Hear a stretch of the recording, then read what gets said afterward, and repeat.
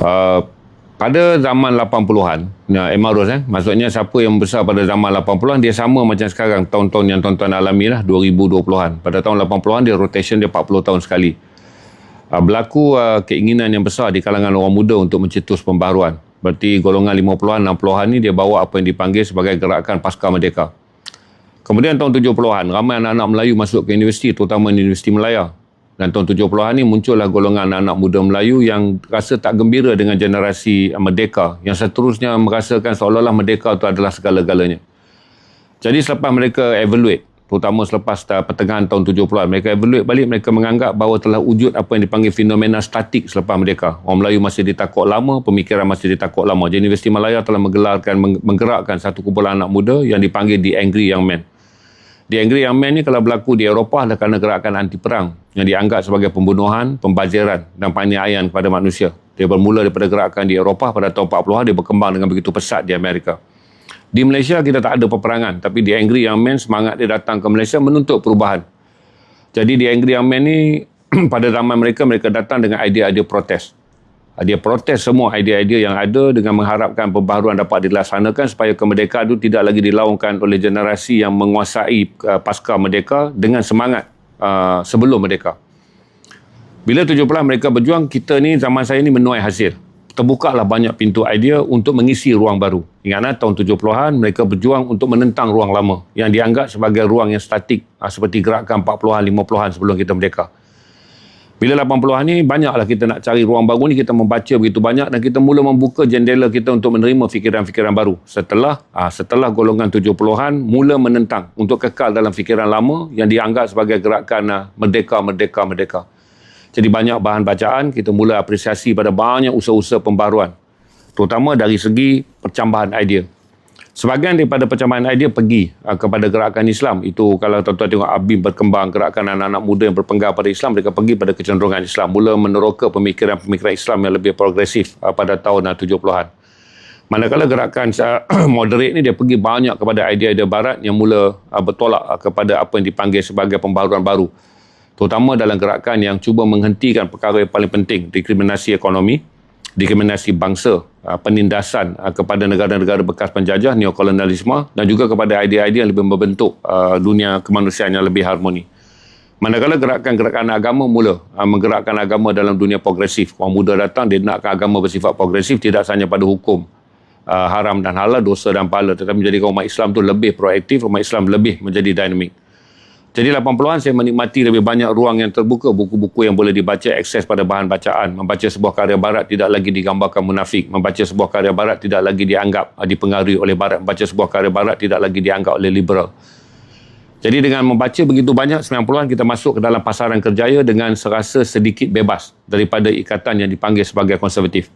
Tapi kita ada cabaran. Takut dianggap sebagai golongan modernis liberal.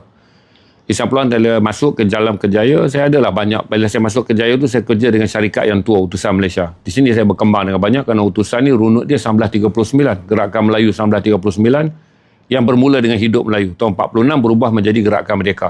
Malaysia Merdeka, mesti merdeka kan.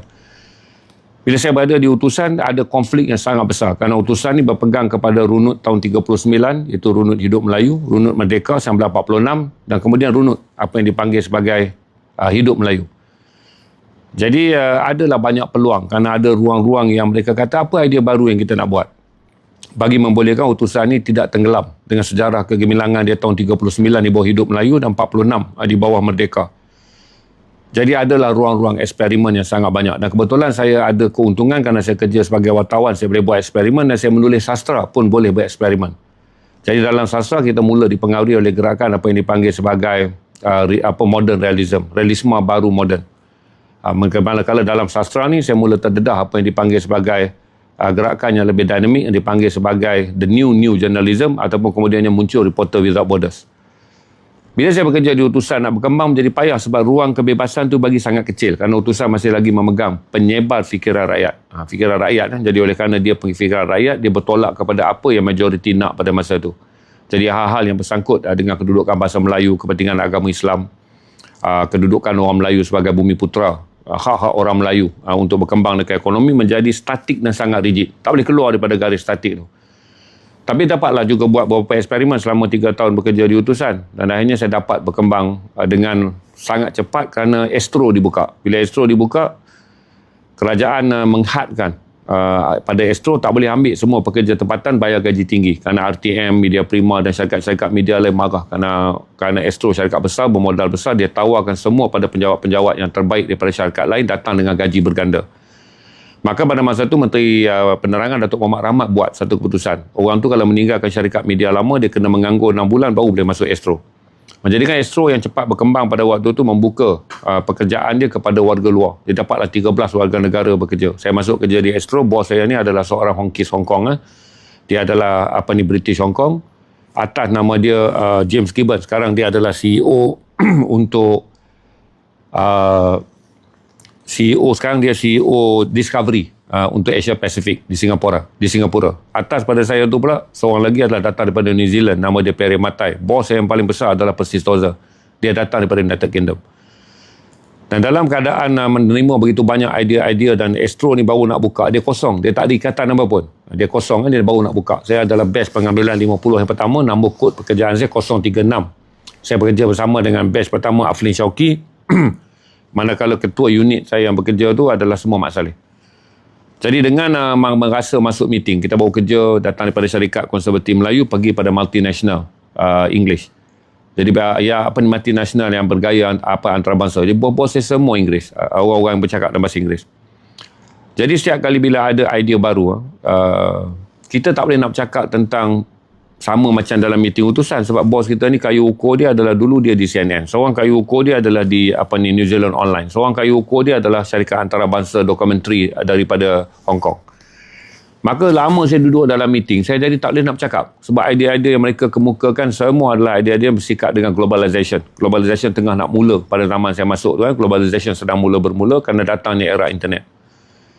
Jadi apa saja dalam meeting tu kita boleh cakap sebab dia idea baru. Sebab syarikat baru belum tayang pun. Satu tayangan pun belum ditayangkan di Astro. Astro belum dilancarkan secara rasmi dan saya bekerja di situ. Jadi saya dapatlah kerja di Astro 3 tahun. Pengalaman yang saya dapat paling banyak adalah kerana saya bekerja dengan 13 warga negara antarabangsa dan kebanyakan mereka ni adalah orang yang berpengalaman dalam bidang masing-masing. Jadi bila mereka datang ke Malaysia, track record mereka dah bagus.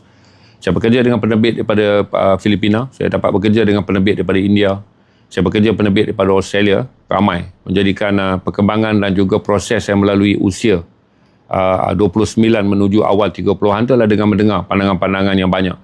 Bila saya mengarahkan dokumentari yang pertama Gunung Kriang, cameraman saya tu adalah Ian Fleming.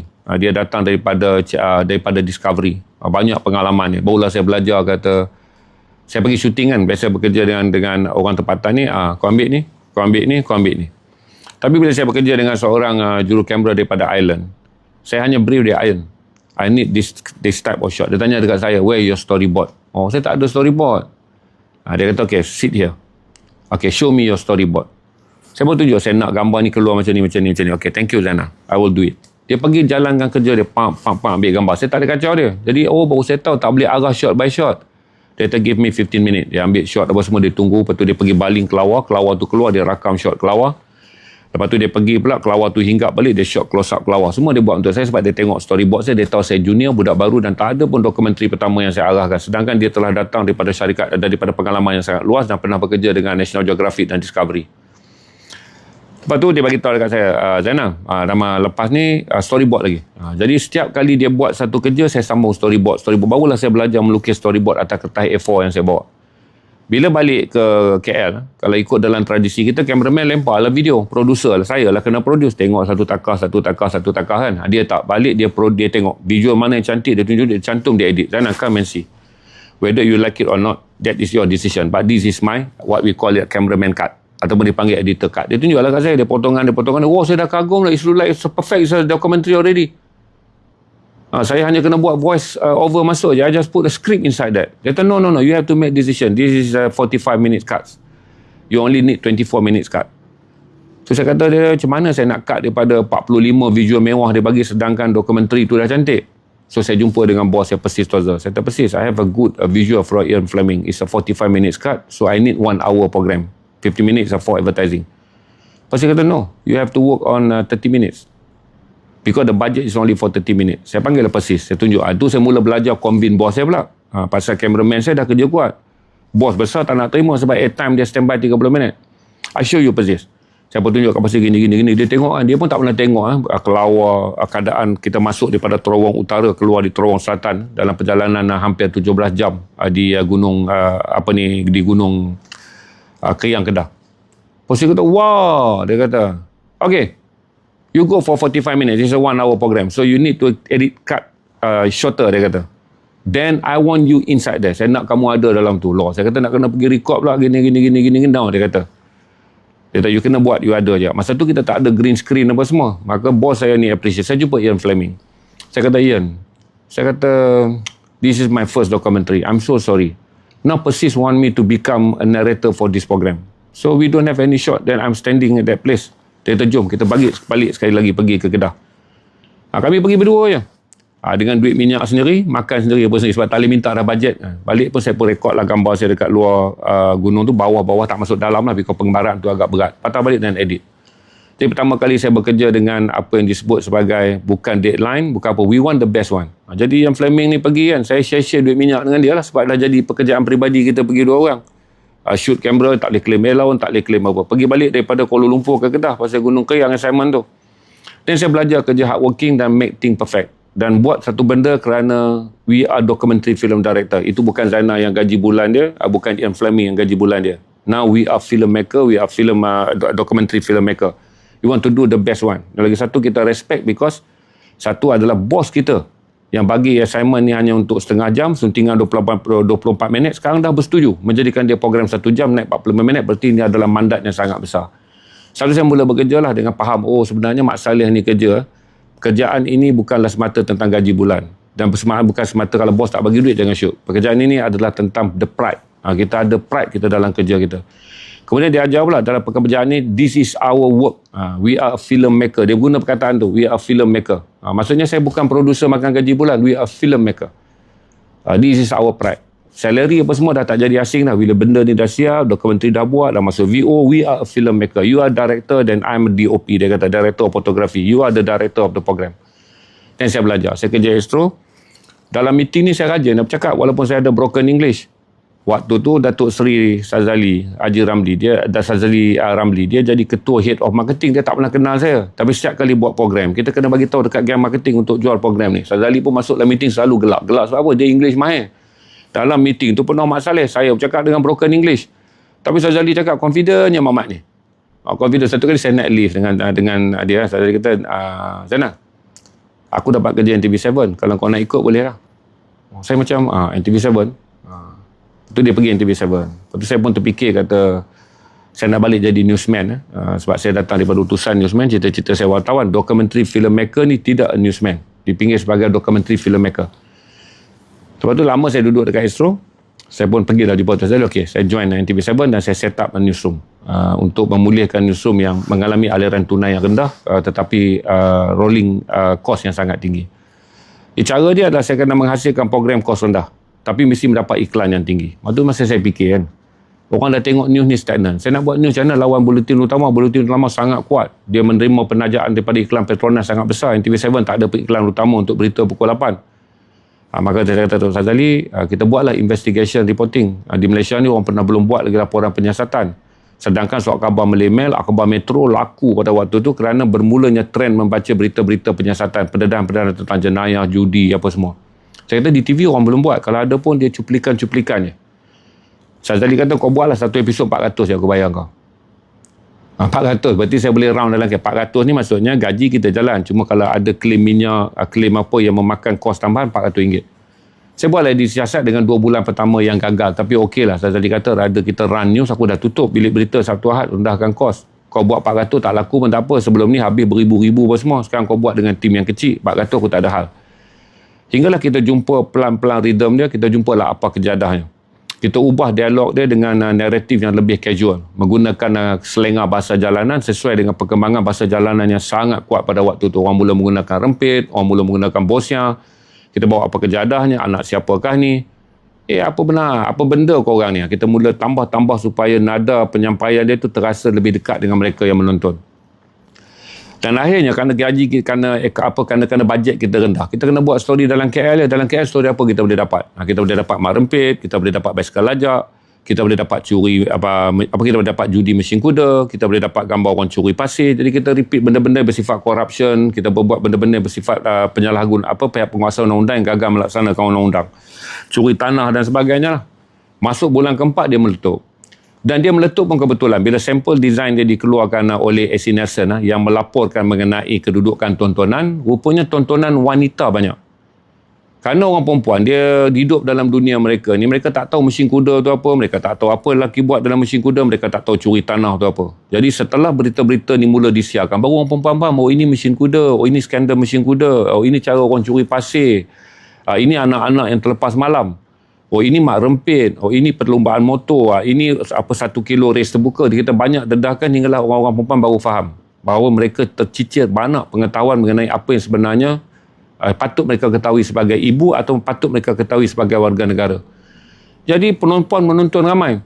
Bila penonton ramai, rating dia disemak oleh pengiklan. Pengiklan tengok rupanya perempuan ramai, masa itulah iklan shampoo masuk, sabun semua masuk. Yang di mana alat-alat ni dibeli oleh wanita. Sebab tu kalau tuan-tuan tengok edisi siasat dulu, commercial break dia berebut antara shampoo, berebut antara sabun. Sebab wanita menonton ramai kerana bagi wanita kejutan. Pertama kali baru mereka tahu, oh mesin kuda ketagih dia sampai macam ni, oh macam gini rasuah dia, oh macam gini mesin kuda dekat sini. Walaupun dia kenapa tak dikuat-kuasakan, oh ini mesin kuda.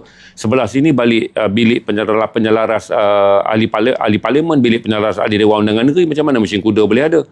Jadi dengan banyak-banyak peristiwa tu, maka dia mulalah mendapat rating yang bagus dan iklan yang sangat tinggi. Maka bila kita kata trendset ataupun pekerjaan adalah keberanian kita untuk mencuba dan mengubah sesuatu. Yang mula mesti kena cuba. Lepas tu mestilah ada sifat ubah. Jadi itu dipanggil trendsetter. Jadi saya fikir kata daripada trendsetter, saya duduk dekat edisi siasat lah. Exposure banyak lah. Banyak exposure yang saya dapat. Kemudian market mula bercakap. Kerana kita berjaya menggegarkan kawalan penguasaan buletin utama pada setiap hari Sabtu dan Ahad, bila edisi siasat mengaut lebih kurang dalam 37 ke 39 ke 40% rating tontonan.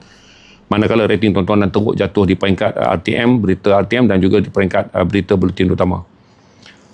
5 tahun saya duduk dekat situ, saya rasa dah habis buat tentang edisi siasat. Dan saya menang satu award ketika bersama edisi siasat, tragedi Takbai. Di mana bila berlaku saja pembunuhan orang Islam di selatan Thailand dan tragedi Takbai. Dan juga saya ada satu lagi gold record lah kerana saya membuat tsunami Aceh. Sambil menjadi wartawan, saya menjalankan misi kemanusiaan di Aceh untuk 2004 bila tsunami melanda Aceh. Jadi banyaklah. Sampai satu masa saya buat tragedi Takbai dan saya tak sangka, tapi petang tu pukul 6 penerbit program tragedi Takbai dah penerbit program Akurasi Angkasa dah call saya. Dia kata you kena diam, malam ni you kena hadir. Pakaian rasmi dia adalah kod warna hitam, you boleh pakai tie atau pakai bow. Ini adalah majlis rasmi. Tolong rahsiakan keputusan ni. Saya rasa saya menang kategori apa, saya tak tanya pasal pencalonan ni, tim saya yang hantar, saya tak ambil berat tentang anugerah-anugerah ni. Saya kata, Azizul, aku malas nak pergi Zul. Kau pergi bilik wardrobe. Tu Azizul Azwar kan. Kau pergi bilik wardrobe. Kau ambil je kod-kod yang dipakai oleh pembaca berita. Kau pergilah ke malam anugerah Sri Angkasa. Saya pun balik rumah. Tahu-tahu je Azizul WhatsApp. Azizul teks. Masa tu WhatsApp pula ada teks. Kita menang. Kategori majalah TV terbaik. Edisi siasat tragedi Takbai. Oh, saya pun terkejut. Okey lah. Besok saya pergi office, orang dah riuh dah. Bos-bos semua dah panggil kan. Dan kemudian market mula bercakap lah pasal ini adalah antara anugerah 5 anugerah utama, RM30,000 wang tunai pada waktu tu. Antara anugerah utama sama dengan drama TV terbaik, RM30,000 juga. Kemudian saya dapatlah offer daripada Media Prima untuk saya pergi ke Media Prima dan buat pembaharuan kepada Majalah 3 kerana Majalah 3 mula kehilangan senarai daripada top 10. Cuma masalah dia lah TV3 syarikat lama. Dia dah ada dah cara dia bekerja. Dan saya pula nak cuba benda baru tanpa dengan gairah lah. Maksudnya daripada utusan pergi Astro berjaya, Astro pergi NTV7 berjaya, maka saya ingat saya akan berjaya di Media Prima. Saya pun ambil lah jawatan tersebut. Bila saya sampai barulah saya tahu, mengubah sesuatu yang belum dimulakan tak sama seperti memulakan sesuatu yang belum ada. Sebab di siasat ni dia belum ada je kita mempunyai kebebasan. NTV7 syarikat baru. Dia membenarkan kebebasan. Dia membenarkan apa bentuk eksperimen. NTV7 berada dalam keadaan struggle, buatlah apa saja. Kalau boleh dapat duit, yes, ini cara dia. Tapi bila kita sampai ke Media Prima, dia syarikat yang telah diikat oleh values. Dia ada value dia ada nilai dia. Majalah 3 mempunyai kedudukan dia sangat established, majalah yang sangat elite, konten-konten dia sangat formalized. Macam mana saya nak ubah? Jadi bila saya pergi majalah 3, saya diminta buat kandungan seperti tak baik. Nak pergi ke Afghanistan, tak ada orang nak pergi. Siapa nak pergi? Wartawan tanya saya, insurans ada ke tidak, mati ke tidak, nanti kena bom. Macam mana nak ubah wartawan yang buat kisah memancing, kisah orang Melayu tanam anggur, kisah-kisah magazine kan, dia nak pergi pada kisah war, perang. Maka saya buat sendiri. Saya lah jadi wartawan, saya lah keluar, saya lah produce. Tapi lama-lama saya tak boleh menyesuaikan diri. Kerana orang juga melihat saya sebagai orang yang aneh, yang cuba membuat perubahan, dan mereka mengatakan ini telah merosakkan imej majalah 3 yang dulunya luhur dan murni dengan kisah-kisah family viewing. Sedangkan bila saya mula pergi kepada kandungan-kandungan perang, keadaan di Afghanistan, keadaan di Lebanon, keadaan di Palestin, masuk ke Israel, benda-benda ni dianggap sebagai apanya, nak letak apa ni. Maka timbullah perbalahan di mana saya tak ada pasukan kerja yang baik. Sebab dulu di NTV7, saya agak tim, ini cerita tentang teamwork. Dekat sana mereka semua dah senior kan. Mereka tak nak diarahkan buat. Jadi saya jenuh saya nak kena buat, saya nak kena tu, saya nak kena ni, dan pasukan saya yang ada ni tak boleh nak buat bukan kerana mereka malas. Ini bukan dunia mereka. Mereka membesar bersama majalah 3 dalam bentuk yang lain. Bila datang satu produser dan manager baru nak ubah, benda ni menimbulkan kecelaruan. Jadi setahun sebulan dah ada kat sana, saya berhenti. Dalam waktu sama je, Astro panggil saya balik. So saya jadi CEO kepada sebuah anak syarikat dia yang dia nak terbit dokumentari. Dia dah tengok dah yang buat dekat Media Prima. Dia dah tengok rekod saya dekat Sri Angkasa. Maka dia kata kami akan invest. You tak akan makan kerja gaji bulan. Buka satu syarikat, kami invest, supply lah drama untuk kami. Kerana Astro kata, supply lah dokumentari. Sebab Astro dah menang banyak award. Dia dah ada kuat dalam ada program-program hiburan. Antaranya Akademi Fantasia. Hiburan. Dia dah kuat drama. Jadi dia nakkan kekuatan dia juga dilihat dalam bentuk kandungan dipanggil sebagai akademik, iaitu dokumentari.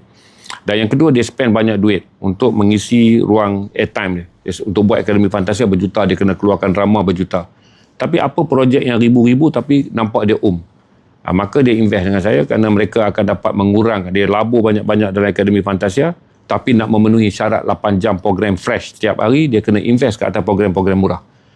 Itulah saya kerja selama 5 tahun. Dan saya menang banyak anugerah. Paling banyak menang adalah ketika berada bersama Astro. Saya menang anugerah Festival Filem Malaysia, anugerah Festival Filem Sejarah, anugerah penerbit TV terbaik, anugerah dokumentari terbaik Persatuan Penerbit Filem Malaysia. Saya tak ingatlah, tapi ada 6 anugerah saya menang TV dengan anak syarikat Astro ni. Masuk tahun kelima, kerajaan panggil saya untuk minta tubuhkan TV Islam. Yang terbit barat tu anda Astro. Minta tubuhkan TV Islam. Jadi 2010, saya pun pergilah tubuhkan TV Islam, dan saya kerja sana sampai 10 tahun. 2020 saya berhenti. Jadi saya nak jawab soalan ni, dia bukan dia tercetusnya idea semata-mata. Dia benda yang, dia idea ni semua orang ada idea. Senang je. Waktu Persis Tozer datang dekat saya, dia kata, if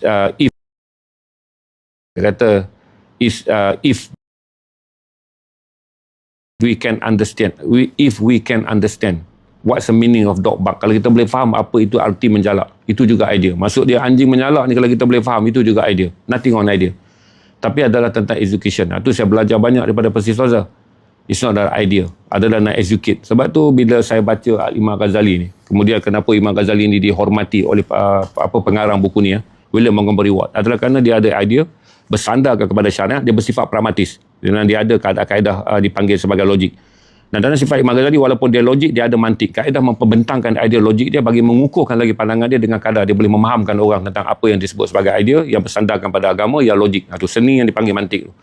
Jadi saya baca ni, kenapa saya suka? Kerana itulah sebenarnya dulu yang memang diperlukan dalam masa dunia kita bekerja, tapi kita tak jumpa lagi buku ni. Dan itulah saya buat. Sampailah 2020, saya tak selesa bekerja kerana saya rasa sangat tua dan saya ada sikit clash, bertembung dengan generasi yang, sebab saya datang dalam generasi yang keras. Macam saya ada masalah dengan tuan-tuan juga lah. Bila tuan-tuan kata koyak, tuan-tuan kata bila saya marah dia ni naik angin. Kita dah mula ada gap tu. Tempat kerja pun sama je. Generasi muda ni bila kita tinggikan suara, dia kata biadab betul bos ni, tak jaga langsung air muka dia. Kita terpaksa banyak menghabiskan masa dalam pejabat kerana menjaga apa yang dipanggil dignity manusia, bukan dignity kerja. Komunikasi kena jadi berlapik dan berganda kerana meningkatnya apa yang dipanggil kesedaran tentang humanism, yang kemudiannya membunuh profesionalism. Jadi banyak benda yang kita nak kena buat adalah menjaga orang, bukan menjaga kerja. Kreativiti kita adalah tentang communication, bukan kreativiti. Kreativiti kita ni dah jadi susah kerana dia diikat oleh nilai-nilai di mana berlakunya pertembungan hak-hak pekerja dengan apa yang dipanggil impian ataupun harapan ataupun cita-cita bekerja. Jadi sampai 2020 tu saya dah tak boleh Saya bukan fikir tak boleh kan, saya fikir kita kena keluar lah. Generasi dengan saya dulu pun dah ramai dah keluar, dah tak ada, saya tak boleh nak coach budak-budak yang masuk graduate 2015 kerana gap tadi tu. Kerana saya datang pada zaman boleh dimarah. Tapi budak sekarang, kerana mereka dilatih dengan tertib yang lebih tinggi, universiti mengamalkan polite yang sangat besar, bahasa komunikasi yang sangat luhur dan mulus. Saya tak boleh nak catch up, takkanlah saya nak patah balik. Mengikut generasi muda, saya pun datang dan masuk ke media sosial. Walaupun saya tak pernah ada akaun media sosial, saya kata why don't we try. Saya berhenti dan saya start tolong kawan saya. Masa tu saya buat consultant company, saya dapat jawatan jadi pengarah projek buku Malaysia di bawah Kementerian Wilayah Persekutuan sempena Kuala Lumpur World Book Capital. Sambil saya dapat tu berlakulah COVID. Projek tak boleh jalan. Kawan saya ni minta saya jalan kat bandar. Saya datanglah tolong buat bandar, pindahkan bandar dalam perniagaan live FB kerana berlaku COVID, orang tak boleh nak berniaga. Jadi setiap kali cabaran tu datang, dia jadi benda yang easy to take. Sebab saya dah biasa dah bekerja lu ubah. Jadi saya tak takut apa benda pun yang berkaitan dengan mencuba benda baru. Berarti setiap benda baru ni dia bukan benda baru. Dia adalah peluang baru. Jadi bersusah macam sekarang kalau saya pergi coaching orang kan. Orang tu rasa dia kena buat benda baru. Cik Zainal, saya tak pernah. Dulu kami meniaga kat kedai. Sebab tuan-tuan selalu melihatnya sebagai benda baru. Tapi bagi kita yang dilatih ni, kita dah anggap ini peluang baru. Nak convert mindset orang kita antara benda baru dan peluang baru. Dia jadi susah. Jadi banyak orang tak nak buat lah sebab ni benda baru, saya nak kena catch up banyak. Sedangkan kita kata ini peluang baru. Ingatlah dua stigma yang dialami setiap kali kita bercakap tentang benda baru. Sebab tuan-tuan tanya tadi macam mana kita dapat idea. Idea ni stigma dia bukanlah idea. Stigma dia sama ada idea tu jatuh di bawah cabaran baru ataupun idea tu jatuh di bawah peluang baru. Kalau kita ada tim dan kita ada pasukan kerja yang sentiasa melihat benda ni sebagai cabaran baru, dia tak nak lah, tercabar, penat, letih nak kena ubah. Kalau dilihat peluang baru. Jadi setiap kali saya bagi talk, saya bagi mana tempat ataupun saya live dengan tuan-tuan, saya dah tahu konflik yang paling besar kenapa orang Melayu tak boleh bergerak ke depan. Dan kenapa kita suka nak melatih generasi baru ataupun generasi yang tak baru untuk beralih, kerana mereka sentiasa melihat perubahan tu sebagai cabaran baru, beban baru. Jadi dia adalah negative thinking. Kalau kita kata peluang baru, di seruan kita akan pergi ke track yang baru, kita akan pergi ke arah yang baru, kita akan meneroka potensi baru. Tapi nasib baiklah bila saya pergi garasi, kemudiannya anak-anak saya besar. Isteri saya komplain. Dulu kata pencen nak duduk rumah, nak travel dengan dia. Saya pun kata okeylah, saya berhenti dekat garasi. Saya buat sendiri sekejap sebab anak-anak nak bekerja dengan saya. So, masa membesarkan anak-anak apa semua ni, saya pergi kerja hinggalah anak saya ni saya tahu nama dan tahu mereka berbinkan saya. Tahu dia lelaki, tahu dia perempuan. Lebih daripada tu saya tak tahu. Saya ajarlah syair. Masa tu syair kena masa kelas saya start ZRA stream pada 4 hari bulan April 2022. Syair ni masih meneruskan pembelajaran dengan belajar daripada rumah. Sambungan daripada COVID kerana universiti tetap tak buka. Jadi malam dia jadi cameraman saya lah. Saya mulalah start jual buku. Di tepi jalan, saya tak mau ada modal. Saya beli kamera saya waktu tu iPhone 5 lah. Kita belum boycott iPhone 5 dia cantik gambar dia. Murah, 1,500 kedai second hand. Kemudian saya pakai Perset Kuala Lumpur. Sebab apa saya dah ada pengalaman banyak. Saya tahu buang duit buat studio semua. Dataran cantik, Pertama cantik, KLCC cantik. Pakai je set Kuala Lumpur. Sebab orang-orang di luar Kuala Lumpur tak tahu Kuala Lumpur tu apa. Kita tinggal 40 tahun di Kuala Lumpur, kita seronok. Dan orang melihat Kuala Lumpur daripada visual Kuala Lumpur. Tapi orang tak pernah lihat Kuala Lumpur daripada visual live. Media sosial. Saya umur 59 sekarang. Waktu saya mulakan stream dulu, umur saya 52 tahun. Kemudian saya buat cantik lah, kos saya rendah. Lepas tu orang tanya, kat belakang ni memang ke depan banyak ni orang baru tahu dataran, ini orang tahu dia adalah bangunan Sultan Abdul Samad, jalan belakang sikit orang tahu ni adalah Masjid Jami', jalan sikit ni orang tahu kata dulu sebelum stesen LRT ni lah kawasan Penagih Dada. Saya tunjuk tapak bas stand Kelang. Itu hari-hari. Berjalan berkilo-kilometer setiap hari untuk live untuk memenuhi 2 jam dan kemudian setiap kali tu saya break, saya naikkan buku. Waktu tu buku tak ada beg kuning. Lock dekat komen, lock dekat komen, lock dekat komen, lock dekat komen. Lepas 4 bulan saya buat tu, IDBE call saya. Pasal saya jual buku-buku ni semua buku IDBE. IDBE call saya mengatakan bila lembaga pengarah dia cek kedudukan tunggakan. Mereka heran kerana kenapa tak bayar pada saya komisen saya. Padahal saya bagi tahu ke IDB, komisen saya kumpul sampailah satu masa saya nak baru saya ambil. Sebab saya nak buka studio.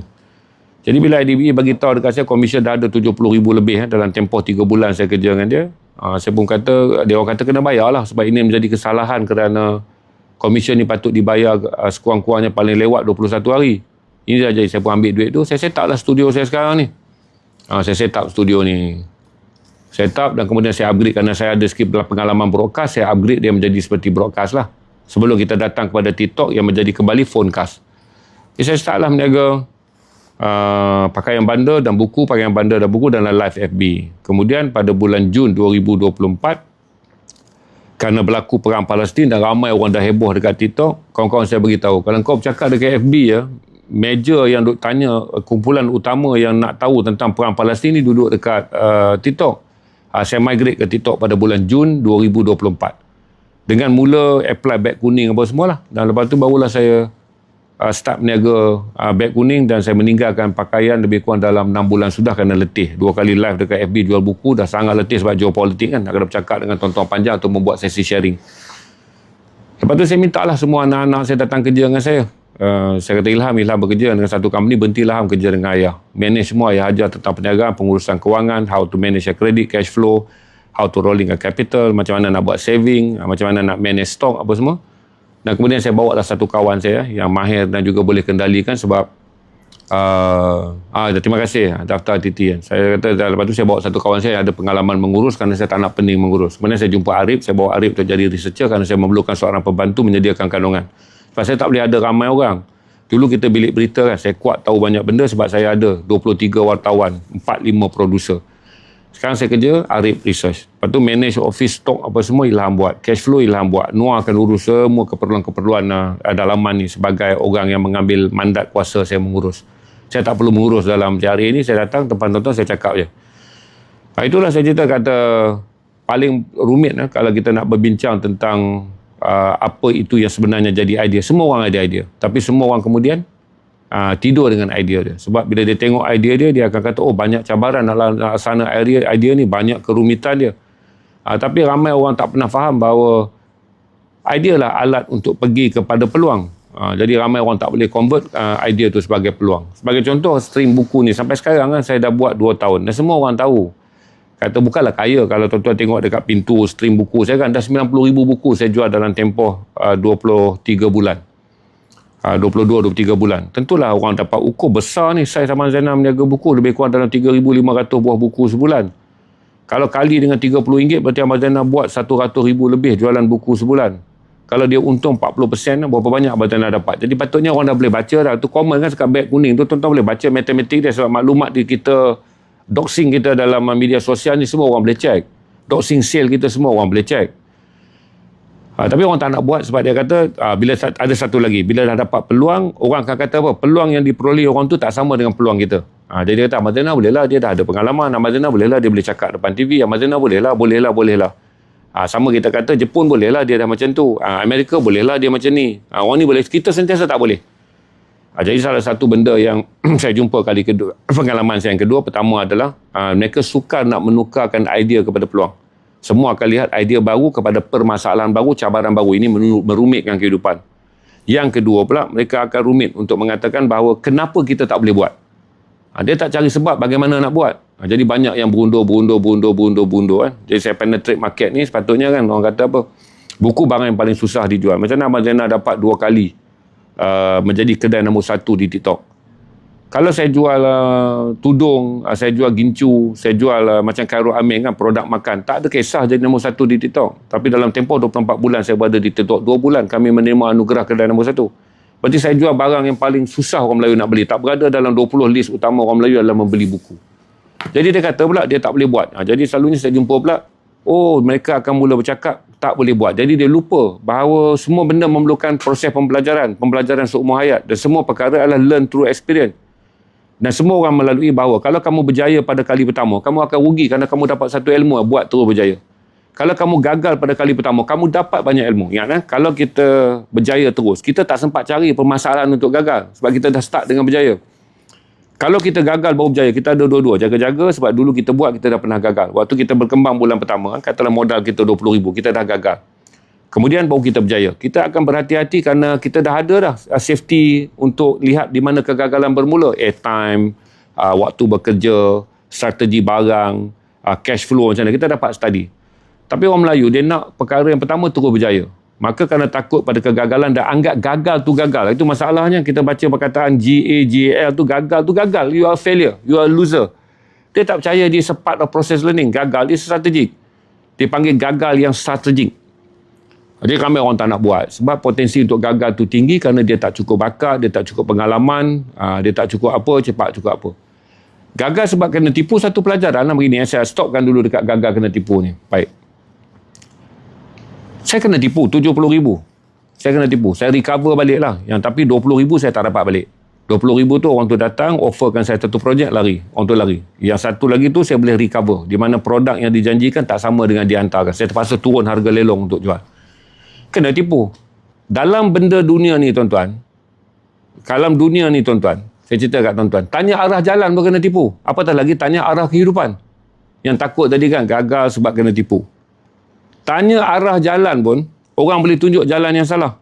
Baju tu saya recover. RM70,000 tu dia tak sama dengan nilai barang, tapi saya boleh jual, dapat balik lah dalam 55 saya rasa. 52 ke 55,000. Saya rugi 15. Saya recover dengan jatuhkan price, saya jualkan dia sebagai harga borong. Jadi kan kalau tuan-tuan kata gagal kena tipu kan, macam orang yang cakap sekarang kan, kena tipu, kelemahan pada tuan-tuan tak boleh evaluate nilai. Sebab tu dalam bisnes, tuan-tuan pergi ke corporate level pun, bila kena tipu, CEO kena letak jawatan, bukan orang yang menipu ditangkap. Orang yang tipu ditangkap satu hal.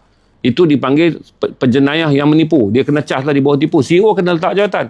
Kerana dia tak buat due diligence, penilaian ke atas produk yang ditawarkan, penilaian ke atas agreement yang ditawarkan. CEO tu kena keluar. Dua benda. Anda memimpin satu projek tu kena tipu, anda kena keluar. Sebab seorang yang memimpin, due diligence kena buat, penilaian ke atas potensi. Kalau macam saya ni kan, saya patut nilai lah orang tu. Tapi saya pun gagal menilai. Sebab saya duduk dalam corporate sector. Kita jumpa dengan orang-orang yang established dalam market. Bila saya start berniaga ni, saya kena grow together. Orang-orang yang sama-sama naik pada bawah. We don't know who they are.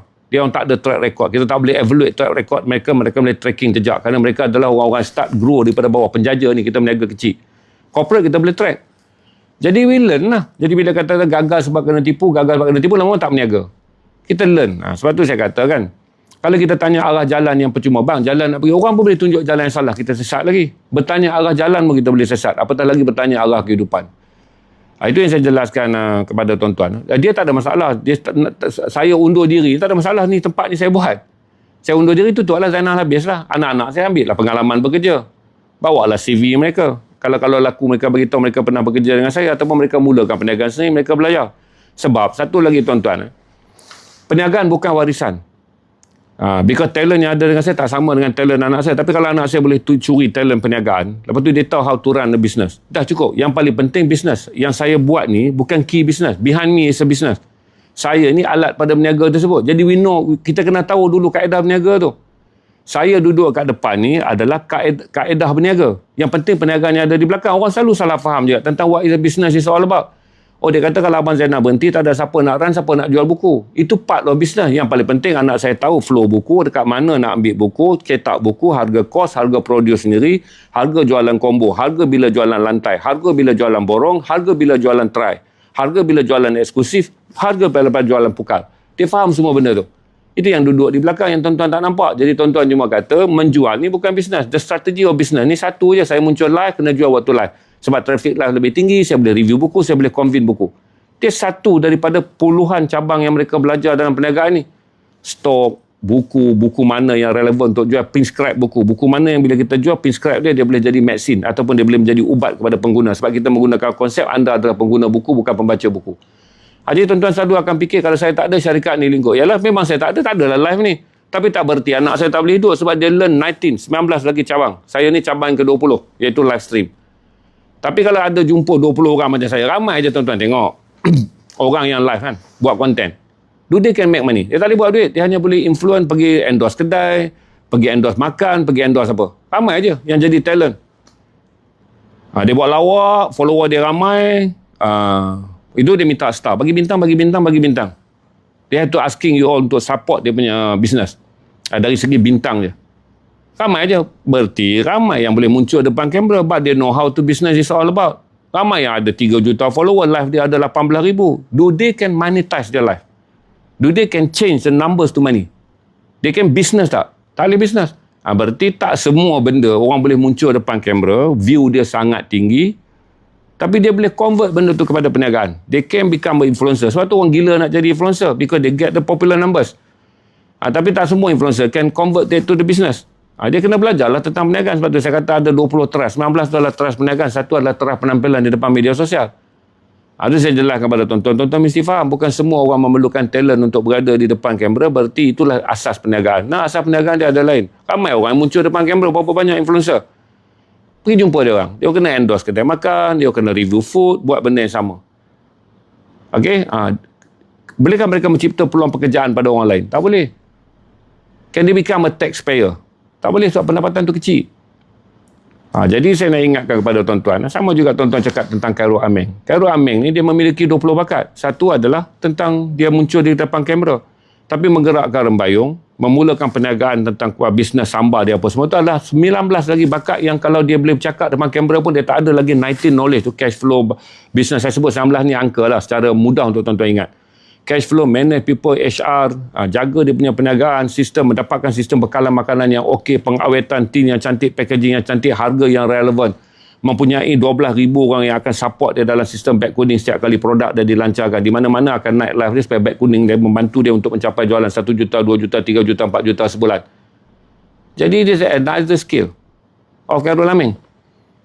Jadi ramailah orang akan selalu tanya saya, kalau Zainal tak ada apa jadi dia stream, dia akan muncul lah buat. Sebab semua orang akan hidup dengan bakat dia. Kita tak boleh meminta anak saya duduk kat sini cakap pula dia repeat my business, what for? Dia kena buat lah transact business yang baru. Dia dah tahu dah knowledge bapak dia gini-gini. Okey, dia pergi jadi scouting pula, pengesahan bakat.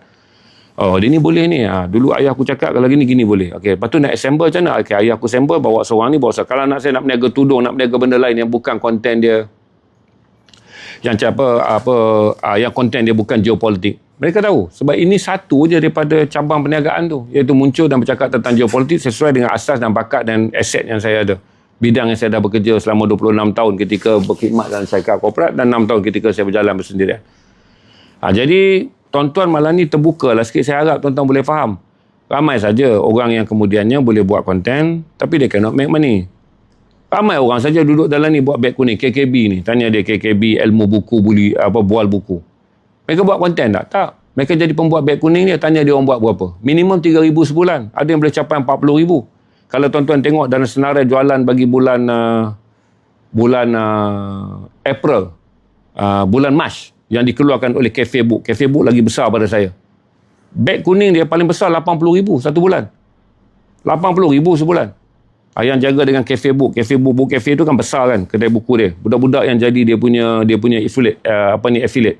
Dia orang tak muncul depan kamera. Dia tahu je running affiliate, buku dia running. Cuba tengok dekat senarai dia keluar. Kan kata orang pergi je ke Cafe Buku, tengok senarai yang dikeluarkan affiliate dia yang berjaya pada bulan Mac. 80,000 tertinggi. Bulan April ada 40,000. Berarti daripada situ 10 affiliate dia yang tertinggi, yang duduk nombor last pun double digit. Belas ribu. Book Cafe tu. Cuba kita tengok dekat Book Cafe, best affiliate dia untuk March dan best affiliate dia untuk April. Untuk March tu 80,000. Nombor 2 40,000. Untuk April 40,000. Best affiliate dia 10 yang tertinggi dia bagi. Setiap bulan yang dia keluarkan untuk menunjukkan bagaimana. Affiliate dia langsung tak muncul macam saya. Langsung tak buat kerja pengurusan macam Ilham. Dia hanya adjust video, pergi ke beg kuning, dia dapat 15%. Adjust video, adjust content, adjust apa, pergi. Itu dipanggil lagi satu kemahiran behind the scene yang tak perlu muncul macam saya. Kalau saya terror buat affiliate, baik saya buat affiliate tuan-tuan. Rehat je 25,000 sebulan. Tak payah ada staff saya apa. Cuma hari-hari menghadap, menjaga akaun saya dan memaham algoritma affiliate. Jadi saya beritahu pada tuan-tuan kan, bila tuan-tuan faham tentang semua benda, adalah peluang dan setiap peluang memerlukan apa yang dipanggil proses pembelajaran macam Mi KKB. Dia belajar banyak. Oh, video macam ni boleh jalan, video macam ni tak boleh jalan, video ni kena buat re-edit balik, video ni kena susun macam ni, video ni kalau hard sale sangat TikTok akan kacau, tapi kalau soft sale akan cantik. Jadi apa yang saya nak ingatkan kepada tuan-tuan, selama saya pergi bagi talk lah, saya rasa nanti 9 hari bulan September saya akan bagi talk untuk 1,000 orang manager Prudential di Ipoh, besar event dia. Saya akan hadapi benda yang sama je. Yang mana kadang-kadang saya dah letih nak bagi. Sebab orang Melayu akan kata, alamak, dah kena berubah lagi. Alamak, 10 tahun, 15 tahun dah kita buat macam ni, sekarang Tuan Haji datang suruh pindah macam ni lagi. Aduh, ini cabaran baru tak nak. Sebab tu saya katakan, hanya beberapa orang saja yang akan dapat meraih peluang. Ketika beribu-ribu orang, beribu-ribu orang sedang memikirkan cabaran. Dia tak ada apa, dia memikirkan cabaran dia. Dia tak mau dia kena berubah sebab keadaan perniagaan lama dah statik. Mau tak mau dia kena berubah. Tapi banyak cabaran. Dia memikirkan cabaran. Orang lain dah sambar peluang. Hinggalah peluang tu dah habis, dia tak ambil lagi. Datanglah lagi cabaran yang baru pula. Okey, ni dah stage lain dah pula. Oh, kena fikir macam ni lah pula. Oh, ni lagi satu cabaran pula. Datang pula satu orang lain, ambil peluang. Jadi jumlah mereka yang menyambar peluang hanya beberapa. Orang yang beribu-ribu orang sedang memikirkan cabaran akan statik dekat situ. Itu yang kita cerita zon selesa tu. Zon selesa tu dia tak nak keluar daripada keadaan lama. Sebab tu tajuk saya Prudential minta adalah keluar. Pengurusan mesti keluar daripada keadaan lama. Bukan Gen Z executive, management level. Jadi bila 3-4 peluang di mana masa berubah dan tuan-tuan tak nak berubah, maka tuan-tuan menjadi burden pada syarikat. Ingatlah, pertama bekerja tanpa mahu mengambil peluang perubahan kerana menganggap peluang itu satu cabaran. 3-4 peluang lalu, tuan-tuan tak sambut cabaran, syarikat mula melihat mereka ni adalah masalah. They take a salary but they cannot perform a new thing. They take a salary because they cannot perform a new direction. Maka itu kita mengalami kegemukan pengurusan. Gemuk ni maksudnya ramai tapi tak boleh berubah. Ramai bayar gaji tapi tak boleh berkembang. Ramai tapi tak ada idea baru. Ramai tapi duduk di tempat yang sebenarnya dah tak ramai. Sambutan dah tak ada, perniagaan dah langgar ceiling, demand dah tak ada. Mereka masih ada di situ. Masih berada di situ. Itu yang saya jelaskan kepada tuan-tuan untuk tuan-tuan faham, supaya apa yang tuan-tuan lihat dalam pekerjaan, apa yang tuan-tuan lihat dalam cabaran adalah tentang mindset. Jadi jawab lagi tadi dekat abang adik yang tanya tadi adalah semua orang boleh bercerita kata mereka mahu berubah, tapi berapa ramai orang sanggup mengambil perubahan untuk mendapat peluang baru. Jadi saya minum air sekejap. Kalau tuan-tuan ada persoalan lain, tanya je lah. Sama-sama Iman ucap terima kasih sama-sama.